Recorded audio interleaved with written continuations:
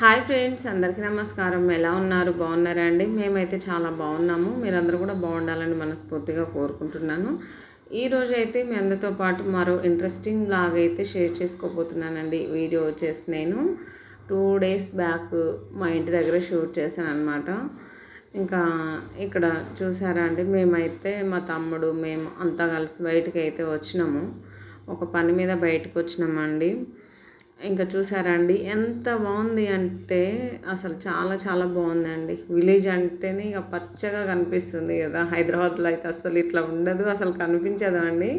నాకైతే మంచిగా అనిపిస్తుంది, ఎందుకంటే ఇక మేము పుట్టి పెరిగింది పల్లెటూరులోనే కాబట్టి ఇలాంటి వాతావరణానికి ఎక్కువ అలవాటు పడ్డాము. అంటే అక్కడ ఉన్నప్పుడు అయితే మాకు అర్థం కాలేదు విలేజ్లో, కానీ ఇంకా ఇక సిటీకి వచ్చిన తర్వాత మాకు ఇదంతా కనపడదు కదా అండి మనకి ఎవరికైనా సరే. ఎప్పుడో ఒకసారి వెళ్ళేసరికి చాలా హ్యాపీగా అనిపిస్తుంది, మంచిగా అనిపిస్తుంది. వెళ్ళితే అస్సలు రాబుద్ది కాదండి.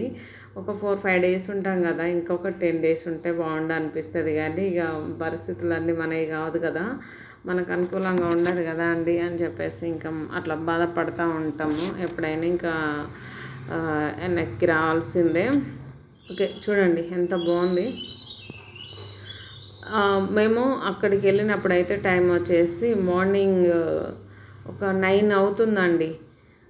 ఆ టైంలో వెళ్ళినాము. ఆ పని అయితే చూసుకున్నాం. మళ్ళీ రివర్స్ అయితే అవుతున్నాం అన్నమాట.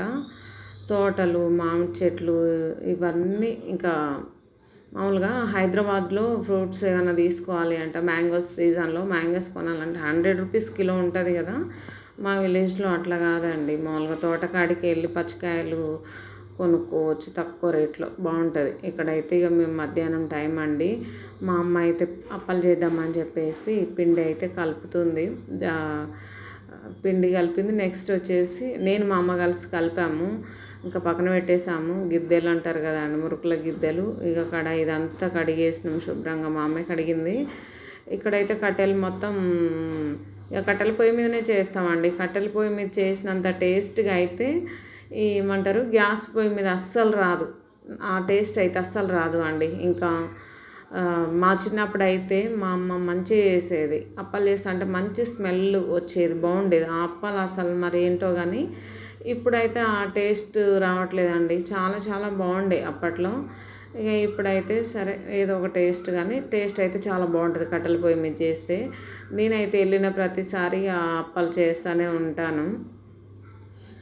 ఎందుకంటే మా బాబుకి అప్పి అప్పి అని అడుగుతాడు. నెక్స్ట్ వచ్చేసి ఇంకా నేను గ్యాస్ పొయ్యి మీద చేయాలి అంటే చేయలేను అండి ఒక్కదాన్ని. కొన్నే చేశాను, కానీ ఇట్లా వచ్చినప్పుడు చేసుకుంటే బాగుంటుంది కదా. మా అమ్మ వాళ్ళకు కొన్ని, నాకు కొన్ని అట్లా పనికొస్తాయని చెప్పేసి అట్లా చేస్తున్నాం మా అమ్మ నేను. మా అమ్మే ఇదంతా చేస్తూ ఉంటుంది. సరే చూసారు కదా అండి ఎంత హ్యాపీగా ఉందో. ఇదంతా కూడా మనకు ఊళ్ళలోనే సాధ్యమవుతుంది. కట్టెల పొయ్యి అయినా సరే ఏదైనా సరే ఊళ్ళలోనే చాలా బాగుంటుందండి. మనము సిటీలో అయితే ఇట్లా చేసుకోం కదా. ఓకే, ఇంకా అప్పలు అయితే ఇక్కడ అవుతున్నాయి. నెక్స్ట్ వచ్చేసి ఈవినింగ్ టైం అండి. అప్పలన్నీ అయిపోయినాయి, అంట్లన్నీ బయట వేసినాము. ఇది వచ్చేసి ఈవినింగ్ టైం అనమాట. ఇది చూపించారో నాకు తెలియదు, కానీ ఇక నేనైతే ఇక వ్లాగ్ కాబట్టి అన్నీ షూట్ చేస్తూనే ఉన్నాను.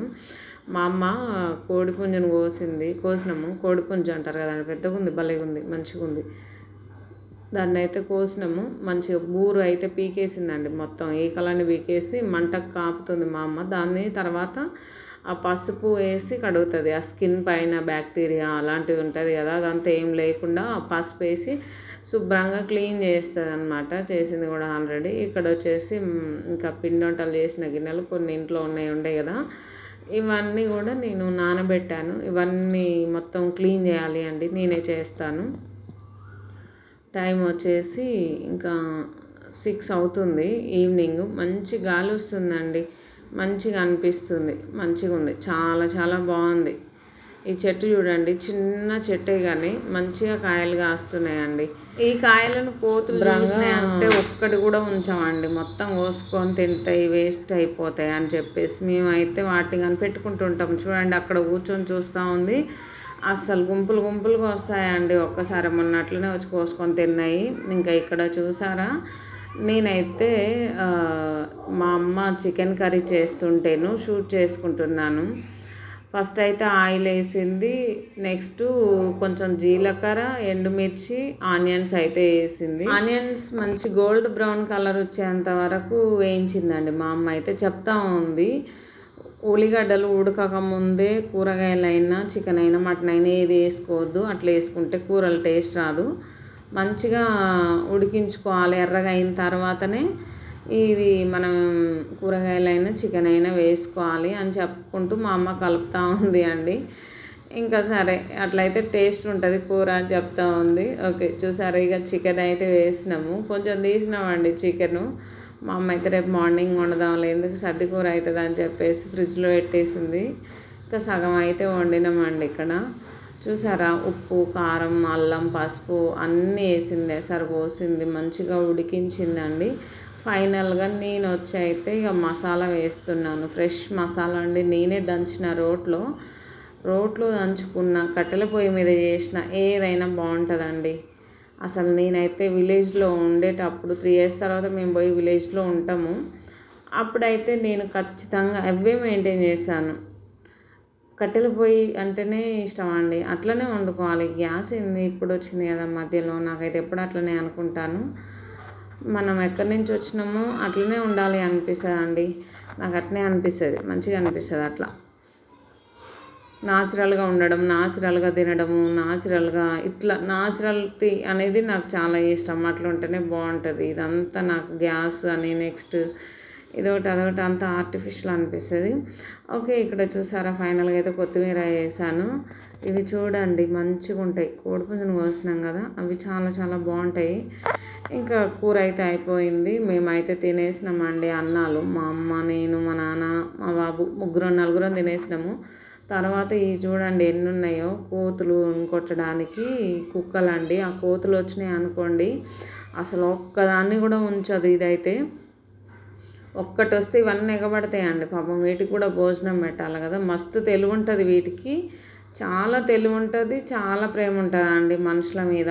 కుక్కలకి అంతే ఉంటుంది పాపం. కుక్క అని కూడా అనుభూతి కాదు వీటిని, మంచిగా అనిపిస్తుంది. కానీ కాకుంటే కొంచెం మాకు అనిపిస్తుంది, ఇబ్బంది అనిపిస్తుంది ఇంట్లో ఉన్నాయని. వరండాలో ఉంటాయి ఇంటి ముందు అయితే రేకుల కింద. మా అమ్మ అయితే ఉదయం సాయంత్రం అన్నం పెడుతుంది మంచిగా వాటికి. ఫుల్ వర్షం అండి, 3 days ఫుల్ వర్షం వచ్చింది ఊళ్ళో. అయితే వర్షం వస్తే మళ్ళీ ఇబ్బంది ఊళ్ళల్లో, ఇక మట్టి వాకిలి అది ఇది ఉంటుంది కదా, వర్షం వస్తే ఎట్లనైనా ఇబ్బంది ఉంటుంది. సరే ఇక్కడ చూసారా అండి, ఇక పొద్దున్నే మా అమ్మ అయితే ఊడుస్తూ ఉంది. నేను కూడా ఊడ్చాలి, కొంచెం కల్లాపు చల్లాలి, అంట్లు తోమాలి అండి. తర్వాత రెడీ అయ్యి వెళ్ళిపోవాలి అని చెప్పేసి అంత హడావుడి చేస్తున్నాను. ఇక్కడ చూసారా, నేనైతే హైదరాబాద్ మళ్ళీ రివర్స్ అవుతున్నాము అండి. దగ్గరలో వచ్చేసినాం హైదరాబాద్కి.